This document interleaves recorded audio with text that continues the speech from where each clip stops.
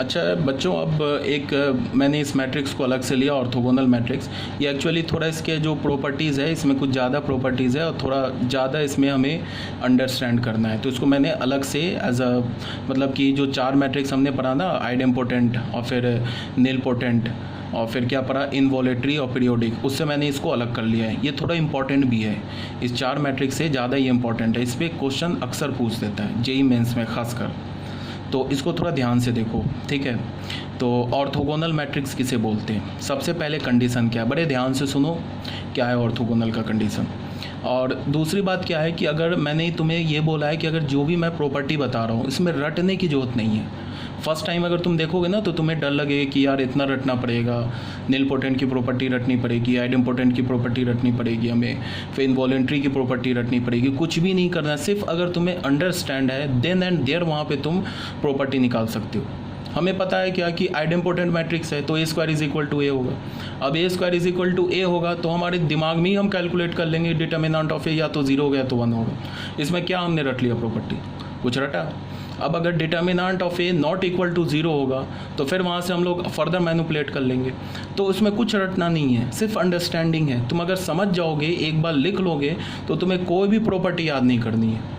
But इसमें थोड़ा सा तुम्हें ध्यान देना है। ये जो टॉपिक है ना हमारा ऑर्थोगोनल मैट्रिक्स, इसको थोड़ा, इसमें भी रटना नहीं है बट तुमको थोड़ा ध्यान से इसको समझना है। इसीलिए मैंने इसको एज अ डिफरेंट टॉपिक बना के यहाँ पे अलग से तुम्हें बता रहा हूँ। ऑर्थोगोनल मैट्रिक्स में आ जाओ। ऑर्थोगोनल मैट्रिक्स में क्या बोल रहा है कि A square matrix A of order N is said to be orthogonal matrix if A into A transpose is equal to I. किसी भी स्क्वायर मैट्रिक्स को ऑर्थोगोनल मैट्रिक्स होने के लिए सिर्फ एक ही कंडीशन है। क्या कंडीशन है? ए और उसका ट्रांसपोज अगर एक आइडेंटिटी मैट्रिक्स के इक्वल हो जाए तो वो ए मैट्रिक्स ऑर्थोगोनल हो जाएगा। ठीक है, यहाँ तक कोई प्रॉब्लम नहीं है। अब आ जाओ इसकी प्रॉपर्टीज़ पे। फर्स्ट प्रॉपर्टी क्या बोल रहा है, if A is orthogonal matrix. अगर हमारा ए मैट्रिक्स ऑर्थोगोनल है तो ये तो ऑर्थोगोनल का प्रॉपर्टी है, A into A transpose is equal to I. अब हमने दोनों साइड डिटर्मिनेंट ले लिया। सुन लो, ये भी ऑलरेडी मैंने डिस्कस कर रखा है कि अगर मैट्रिक्स इक्वल है, दो मैट्रिक्स इक्वल है तो उसका डिटर्मिनेंट इक्वल होगा। बट अगर किसी दो मैट्रिक्स का डिटर्मिनेंट इक्वल है तो फिर हम मैट्रिक्स पर कोई कमेंट नहीं कर सकते। हम नहीं बोलेंगे कि मैट्रिक्स इक्वल भी हो सकता है, नहीं भी इक्वल हो सकता है। मतलब कि this implies this but this does not imply this. ये वाइस वर्सा ट्रू नहीं है, यहाँ से यहाँ तक ट्रू है बट यहाँ से यहाँ ट्रू नहीं है। इस बात को ध्यान में रखोगे। ये ऑलरेडी मैंने डिस्कस कर रखा है, तुम लोग को समझा रखा है। ठीक है, तो यहाँ से हम लोग क्या लिखेंगे, determinant of A into determinant B, ये वाली प्रॉपर्टी लगा ली। इसको हमने अलग अलग डिटर्मिनेंट में कर लिया। फिर मैंने बोला है कि किसी मैट्रिक्स का डिटर्मिनेंट लो या उसके ट्रांसपोज का डिटर्मिनेंट लो, दोनों इक्वल होगा। तो ये किसके इक्वल हो गया, determinant of A into determinant of A is equal to 1। तो A determinant of A square क्या हो गया 1, तो डिटर्मिनेंट ए का वैल्यू क्या मिला, या तो 1 होगा या तो -1 होगा। तो यहाँ से हमें सबसे पहला कंक्लूजन क्या मिला कि कोई भी ऑर्थोगोनल मैट्रिक्स, अगर ए एक ऑर्थोगोनल मैट्रिक्स है तो उसका डिटर्मिनेंट वैल्यू या तो -1 होगा या तो 1 होगा। आ रही मेरी बात समझ में? पहली बात। दूसरी बात क्या कि अब ए ऑर्थोगोनल है तो ऑर्थोगोनल है, इसका मतलब क्या होगा, उसका डिटर्मिनेंट या तो 1 है या तो -1 है। इसका मतलब ऑर्थोगोनल मैट्रिक्स हमेशा एक नॉन सिंगुलर मैट्रिक्स होगा, और नॉन सिंगुलर मैट्रिक्स होगा तो फिर इन्वर्स एग्जिस्ट कर जाएगा। ठीक है, तो यही बात को मैंने लिखा है, orthogonal matrix is always a non singular matrix. A inverse always exist for an orthogonal matrix. ठीक है, उसके बाद आ जाओ तुम सेकेंड प्रॉपर्टी पे। सेकेंड प्रॉपर्टी क्या बोल रहा है, फॉर ऑर्थोगोनल मैट्रिक्स ए। ये क्या है, ये तो ऑर्थोगोनल का डेफिनेशन है। हमने क्या किया, pre multiply by A inverse on both side. A inverse तो एग्जिस्ट करेगा ही बिकॉज ए हमारा क्या नॉन सिंगुलर है, तो प्री मल्टीप्लाई कर दिया ए इनवर्स से। अब हमने क्या किया, यहाँ पे मैट्रिक्स का ना इस स्टेप से इस स्टेप पर आने पे हमने क्या किया, मैट्रिक्स का एसोसिएटिव रूल यूज़ कर लिया। तो यहाँ क्या हमने बोला, A inverse into A transpose is equal to A inverse. तो यहाँ से ए इनवर्स इंटू ए क्या हो गया, आइडेंटिटी मैट्रिक्स। यहाँ क्या हो गया, A transpose is equal to A inverse. तो यहाँ से हमें क्या पता चला, A transpose is equal to A inverse. तो यहाँ से हमें क्या पता चला, if A is an orthogonal matrix then transpose of A is equal to inverse of A. मतलब क्या है कि अगर हमारे पास ए मैट्रिक्स एक ऑर्थोगोनल मैट्रिक्स है तो ए का जो ट्रांसपोज होगा वही ए का इन्वर्स होगा, ये कहने का मतलब है। ये कंडीशन हमने किस में निकाला था पहले, ऐसा भी एक कंडीशन हम लोग निकाल चुके हैं, A is equal to A inverse. A is equal to A inverse किस में निकाला था हमने, बताओ।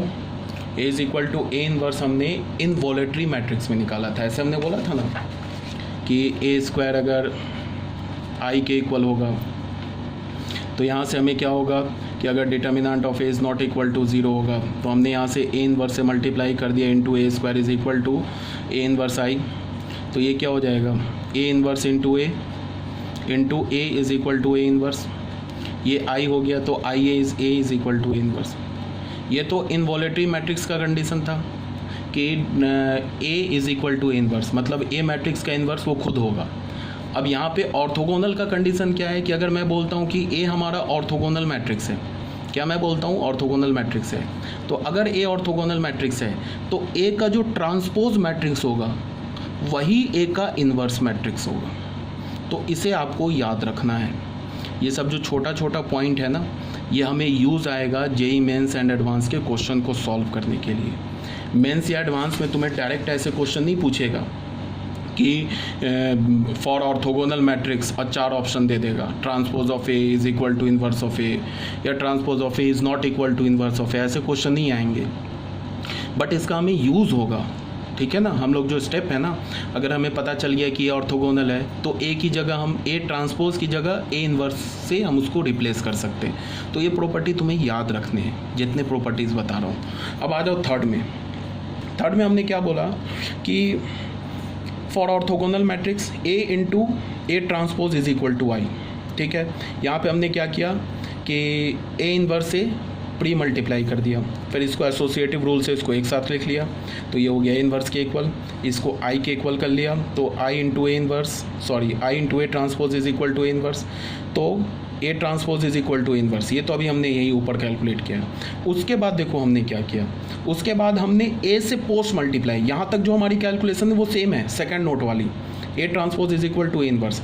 फिर उसके बाद हमने क्या किया, ए से पोस्ट मल्टीप्लाई कर दिया। तो ए से जब हमने पोस्ट मल्टीप्लाई किया तो क्या मिल गया हमें, A transpose into A is equal to A inverse into A. अब ए ट्रांसपोज इंटू ए क्या मिल गया, आई मिल गया, ठीक है। और ऑर्थोगोनल का क्या डेफिनेशन था, ए इंटू ए ट्रांसपोज आई, और यहाँ हमें क्या मिला कि अगर ए इंटू ए ट्रांसपोज आई के इक्वल है तो ए ट्रांसपोज इंटू ए भी आई के इक्वल होगा, ठीक है। तो कहने का क्या मतलब है कि तुम इसको ध्यान से देखो। अगर मैंने कभी भी ऐसे लिख दिया ना, सुनो ध्यान से, ए बी को अगर मैंने कभी भी आई के इक्वल लिख दिया, इतना मैंने लिख के चुप हो जाता हूँ, तो यहाँ से हमें क्या क्या कंक्लूजन मिल सकता है, इसको देखो।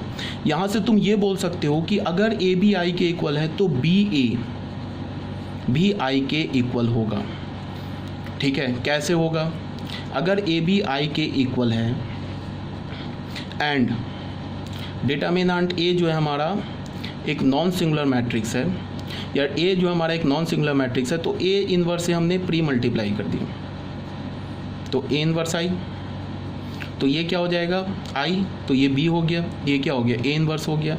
अब बी से हमने पोस्ट मल्टीप्लाई कर दिया तो क्या हो जाएगा ए इन्वर्स इंटू ए, तो यहाँ से क्या हो जाएगा ये आई, तो यहाँ से बी आई मिल गया।